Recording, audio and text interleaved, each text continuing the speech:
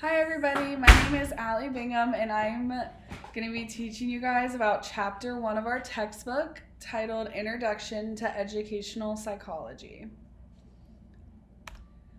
Just a little disclaimer, I am a little bit sick, so that's kind of why my voice might sound a little weird sometimes, but I'm just going to try and ignore it and just push through.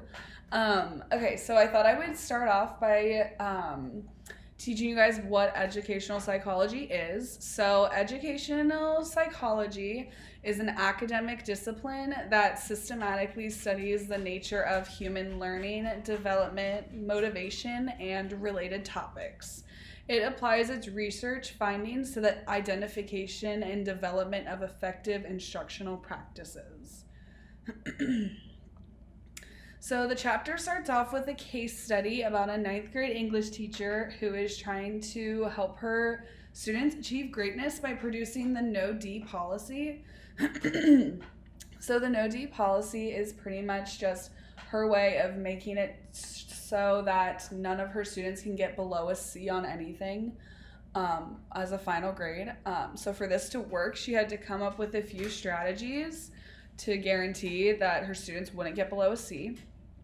So some of these strategies included giving the students multiple opportunities to revise and resubmit assignments.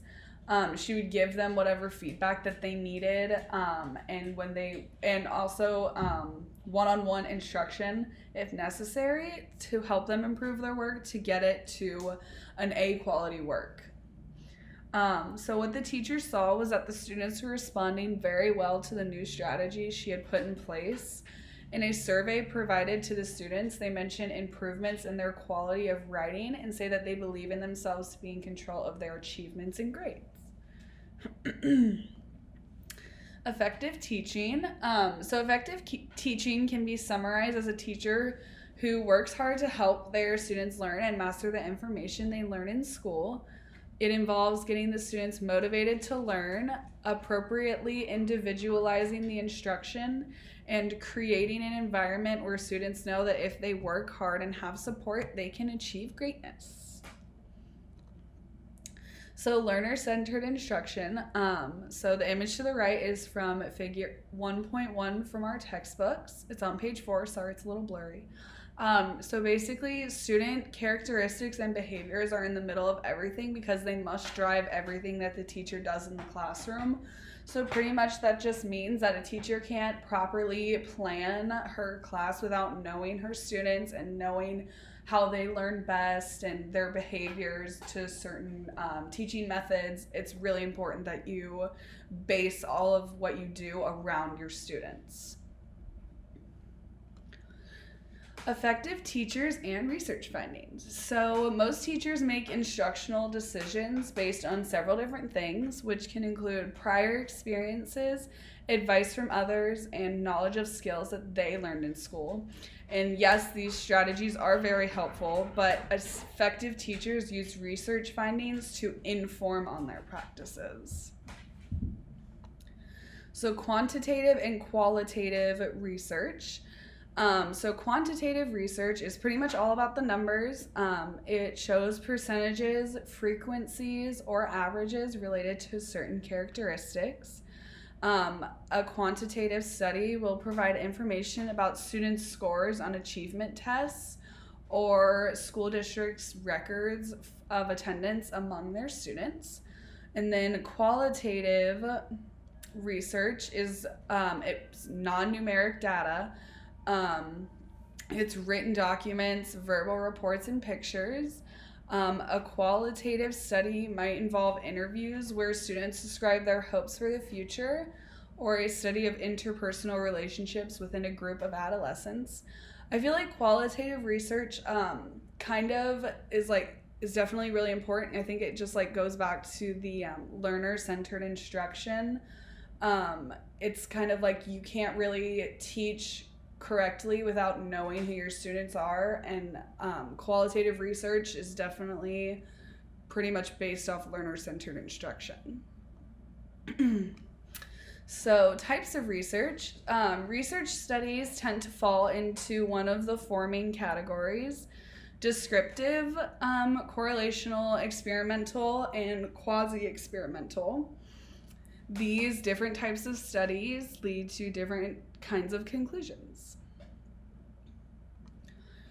So descriptive and correlational study. So a descriptive study gives us information about the characteristics of students, teachers, or schools. It might provide information about how frequently certain events or behaviors occur. It allows us to draw conclusions about the way things are. Most qualitative studies are descriptive, and some quantitative studies fall into the descriptive category, but it's definitely more the qualitative studies. And then correlational study, it explores possible relationships among two or more variables. It could tell us how closely various human characteristics are associated with each other. It gives us information about the consistency with which certain human behaviors occur with certain environmental conditions, and it also enables us to draw conclusions about correlation. So experimental and quasi-experimental study. So an experimental study is a study that the researcher somehow changes or manipulates one or more aspects of the environment and then measures the effects of these changes. The researcher separates and controls variables, and they often involve two or more groups that are treated differently, and it enables us to draw conclusions about causation. And then the quasi-experimental study, the researcher considers but doesn't completely control other influential factors, and because they don't control all potentially influential variables, they can't rule out alternative explanations for the results that they find. Okay, so now we're in section 1.2 of the chapter, and it's about developing as a teacher. So teaching takes many years of experience to gain true expertise, and as you gain experience, you'll gradually be able to make decisions about situations and problems more quickly and efficiently. Some of these strategies to develop your knowledge and skills as a teacher can include keeping up to date on research findings and innovative evidence-based practices in education, learning as much as you can about the subject matter you teach, learning as much as you can about the cultures of the community you work in, which I think is really important because I feel like you can center some of what you're teaching around the different cultures in your school. I went to a very diverse school, and I always really loved when they would incorporate those different cultures into our lessons. I thought it was really interesting, and I feel like it helped the students of those different cultures to feel like they were included and that their cultures were being included in everything in the lesson. And also to communicate and collaborate with your colleagues. So now we're on section 1.3. So it's all about strategies for learning and studying effectively. So before you study, you want to prepare for your study session. So to do that, you want to study at times when you're mentally alert. So that just kind of means you want to study, like if you're a morning person, you want to study in the morning. If you're a night owl, you want to study at night, that kind of thing. You want to be realistic about how much you can effectively learn and remember at one time.